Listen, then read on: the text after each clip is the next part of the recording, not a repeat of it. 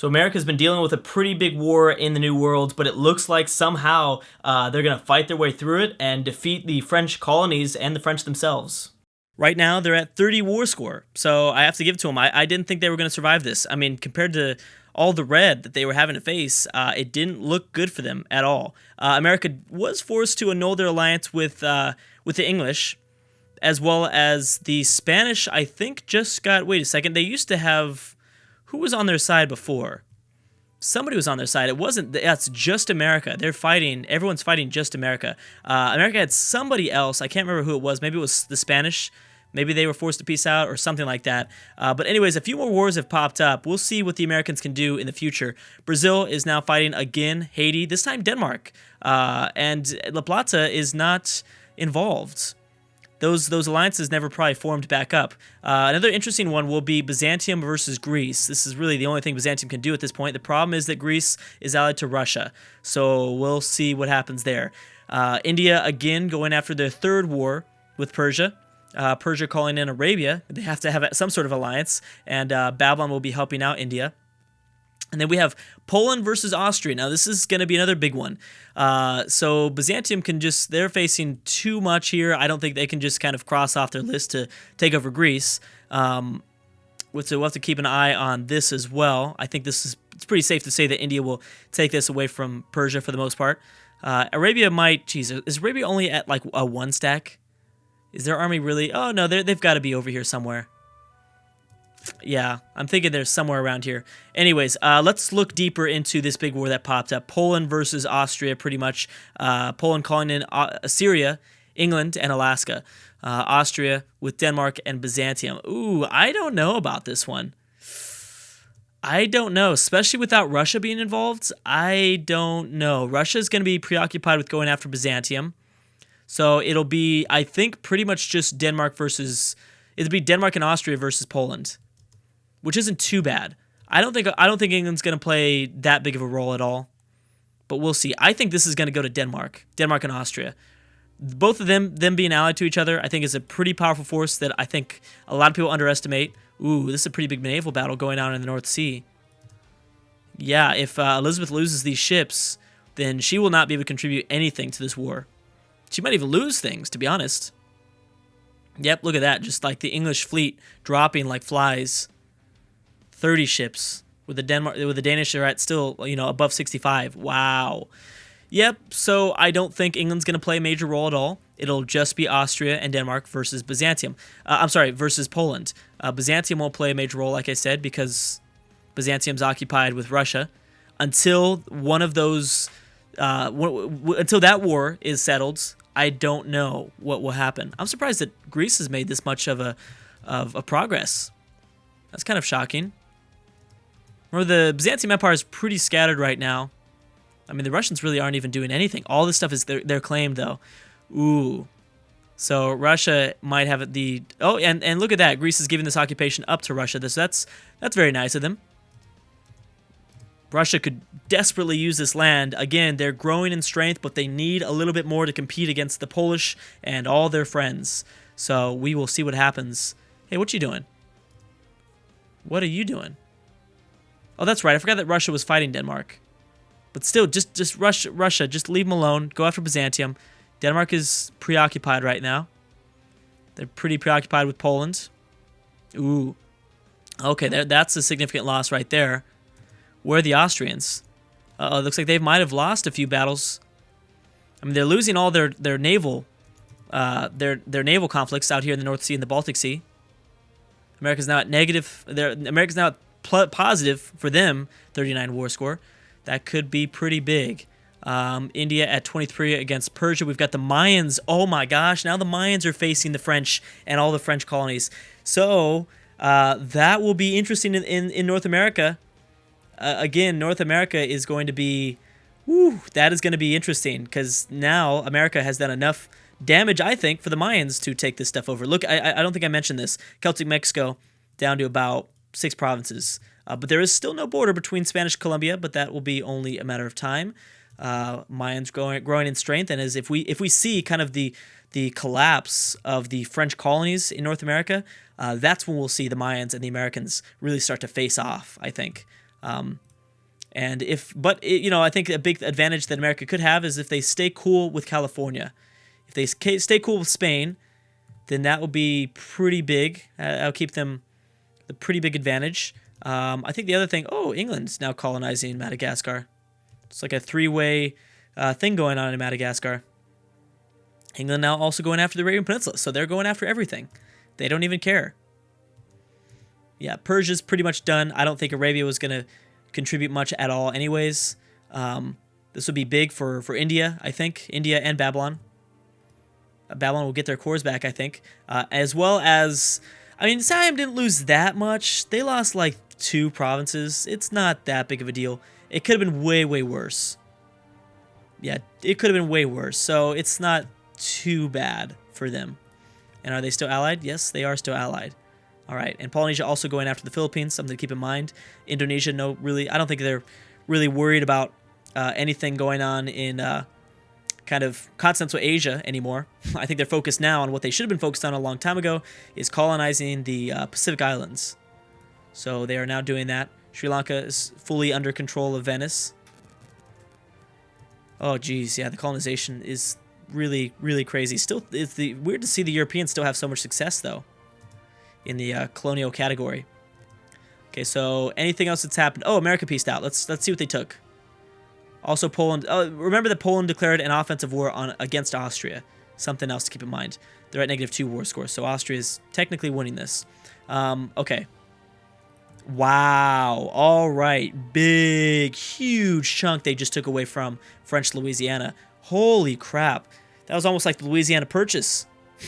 Maybe not that much, but I mean, I'm surprised that we aren't seeing more comments like that. We just saw the Louisiana Purchase pretty much this time, but it was more of like the Louisiana conflicts. The Louisiana, I don't know. I'm just trying to think of something, but everything I say is just so cheesy. Anyways, so that means the Mayans will probably take a big old chunk out of these colonies as well. Keep in mind that the Americans can now technically colonize more of Canada, I know. But they can pop out around Lake Superior and then begin to colonize around like this. But because America they pretty much, I mean, think about this. America fought 2 wars against the Celts, Canada, and the French and the French colonies. And they won that. They fought like all of these borders, and they beat it all, which they defied the odds. So we might have a very powerful America that might be able to stand up to the Mayans, maybe. It really depends. If the Mayans take a lot away from Louisiana here, then I doubt it. I don't know, man. It's going to be close. It's going to be really, really close. India's at 21 war score with Persia so far. Maya's at -1, technically, the Mayans. Poland at -3 war score, so it looks like they're doing okay. Byzantium still going after Greece and Russia. Is Assyria involved in these wars? Oh, they are. Oh, I forgot that Assyria was involved in these wars. So Byzantium's screwed either way. Yeah, there's no way they survive all this. I don't think so. 1684.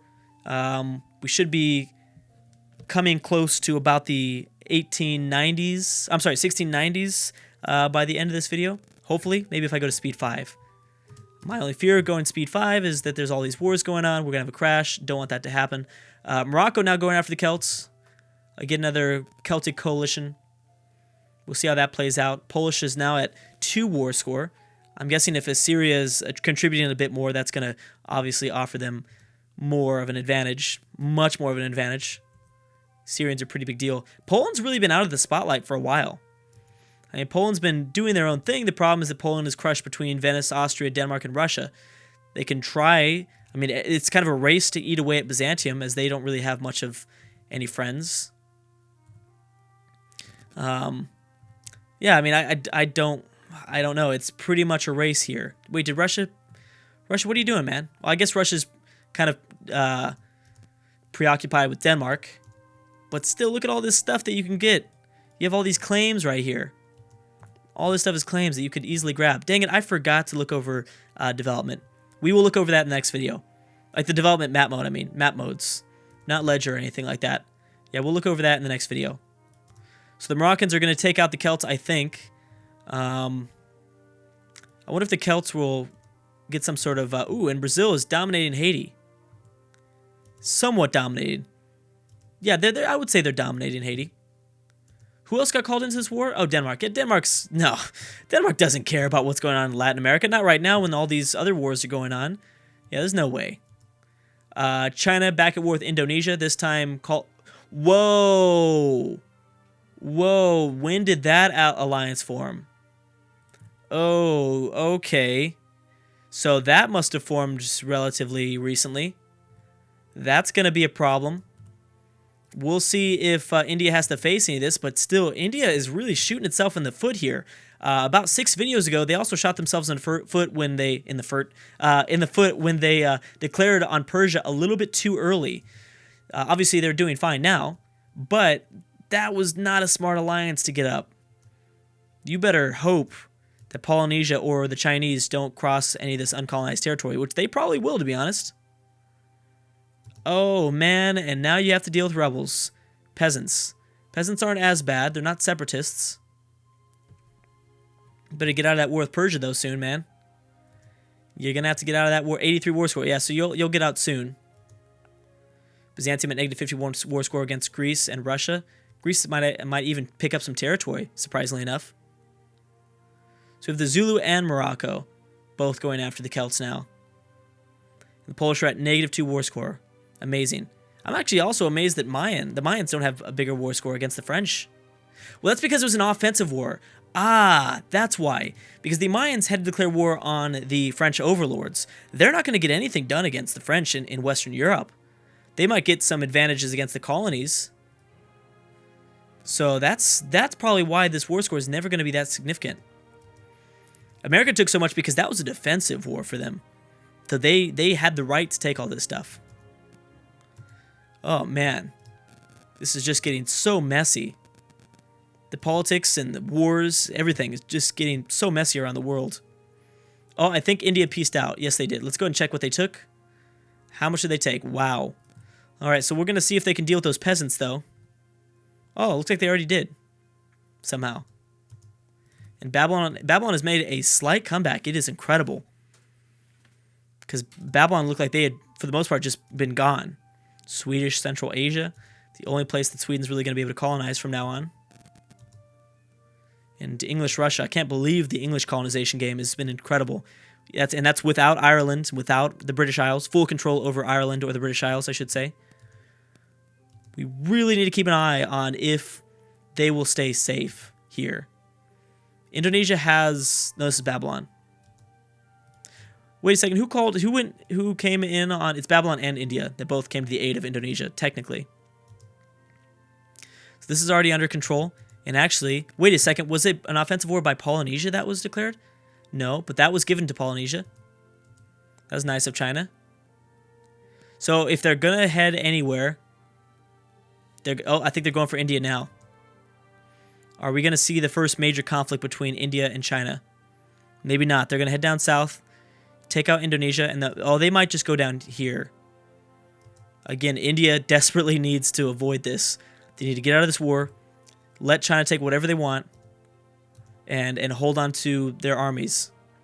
Because they've got a lot of... They're picking up so much crucial territory for manpower. I mean, this whole region. Tons of manpower. This is, going to contribute to their force limit as well. They're pretty rich, I would say. Pretty rich, but they could be richer if they grabbed more southern lands, which I think they will at some point. At some point, I think that is only a matter of time. I don't even know what's going on anymore. Mine's at 10 war score now, a little bit better. Poland's at 15 over Austria. Okay. Okay, so I kind of have a better grasp over all of it. Yep, I think we are going to see a slight Greek comeback as Byzantium falls here in the west. Russia will take some things too, though. It definitely won't be just Greece. Oh, poor Byzantium. Poor Byzantium, because we might even see Assyria take some stuff. I mean, they're occupying this stuff for themselves as well.